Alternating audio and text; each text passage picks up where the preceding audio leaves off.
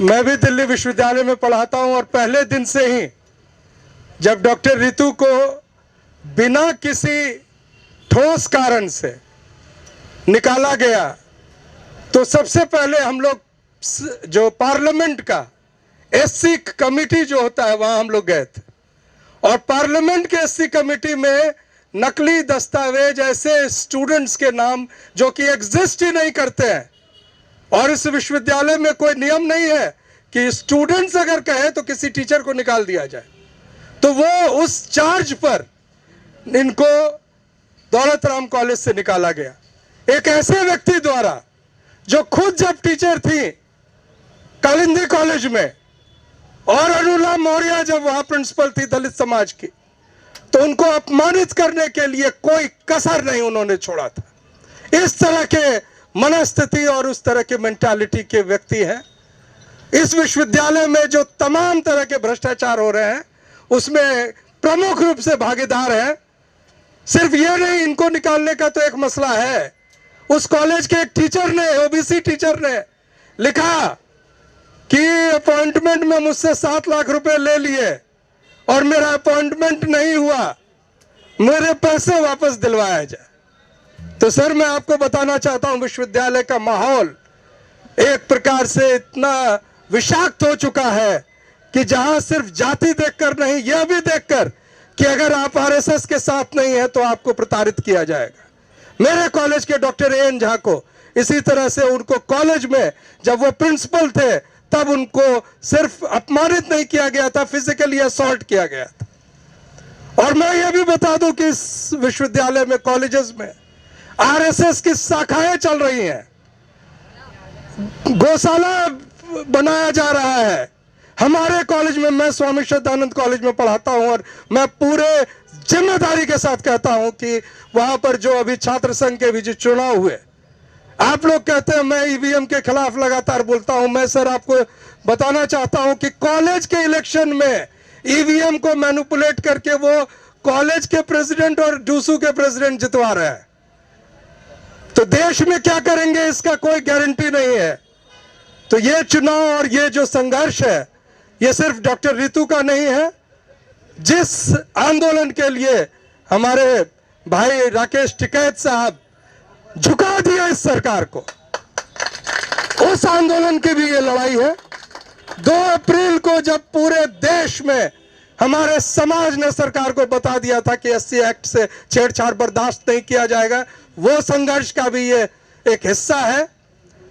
5 मार्च 2019 को जब पूरे भारत में बंद किया गया था कि 13 पॉइंट रोस्टर नहीं चलेगा और उसके बहाने जो विश्वविद्यालय और अन्य जगहों पर आरक्षण खत्म किया जा रहा है उसे रोका जाए, और जब वो संघर्ष सफल हुआ जिसमें डॉक्टर रतन लाल जी का बहुत अहम भूमिका था और हमारे संविधान बचाओ संघर्ष समिति की ओर से वो किया गया था, डॉक्टर रितु भी साथ थी, और मैं समझता हूं कि उसी कारण इनको एक तरह से टारगेट किया गया, क्योंकि समाज के लिए ये बोलती हैं, अपने हक के लिए नहीं सिर्फ दूसरों के हक के लिए इनको बोलने की जो गुंजाइश जो इन्होंने पैदा की, जो यहाँ पर विश्वविद्यालय में मैं सर बताना चाहता हूँ, सिर्फ रिजर्व कैटेगरी के इस समाज के हजारों शिक्षक हैं, रोज उनको यहाँ उपस्थित होना चाहिए था, क्योंकि ये मसला सिर्फ यहाँ नहीं रुकेगा, उनके दरवाजे पर भी पहुंचेगा और ये हो नहीं रहा है। महिला आरक्षण बिल लाए, हम लोग देख रहे थे, उसमें से ओबीसी को तो खैर हटा ही दिया गया, लेकिन महिलाओं का क्या सम्मान हो रहा है। ये डॉक्टर रितु जब हाई कोर्ट से केस जीत चुकी हैं, जब पार्लियामेंट्री कमेटी ने, एनसीबीसी ने, एससी कमीशन ने, तीनों ने लिख कर दिया है, फिर भी कोई कार्रवाई नहीं हो रही। तो इस देश के संवैधानिक संस्थाएं जो है उसको तिलांजलि दे दी गई है और हम उस संघर्ष को जारी रखें, वो मशाल जलती रहेगी। और ये मैं आपको विश्वास दिलाता हूं राकेश टिकैत साहब, सिर्फ आपके माध्यम से आप देश के कोने कोने में जा रहे हैं, अभी आप हमारे क्षेत्र बिहार में भी गए थे, मैं आपको बताना चाहता हूं कि ये संदेश भी दीजिए कि ये लड़ाई सिर्फ किसान की नहीं, पूरे के पूरे हर एक समाज के, युवाओं की, दलितों की, पिछड़ों की, आदिवासियों की और बेरोजगार नौजवानों, सभी का संघर्ष है। मैं इसी बात के साथ जय संविधान कह के अपनी बात समाप्त करता हूं। ये हमारा स्वाभिमान तोड़ना चाहते हैं किसी कीमत पर यह हमें बर्दाश्त नहीं है। मैं किसी दुनिया के किसी जूरी को कह रहा हूं, 2 प्रिंसिपल है, खाली बायोडाटा उठा ले और दोनों को ईमानदारी से खाली दिखा दे कि ये इसका बायोडाटा है।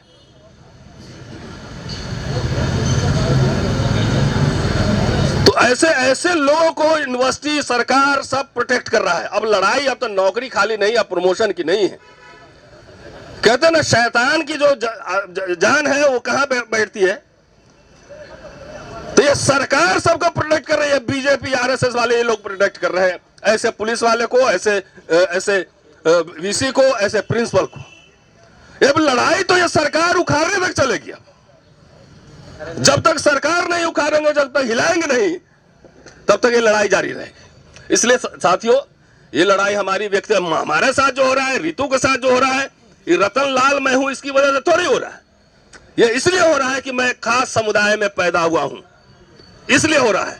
यह समाज की लड़ाई है। और मैं इस मंच से अपील भी कर रहा हूं कि जितने लोग सुनेंगे, आने वाले चुनावों में भाजपा को हराओ। पहले भाजपा को हराओ। अग्निवीर लाया, सारे खेतिहर लोग ही सिपाही बनते थे ना, पुलिस में और मिलिट्री में।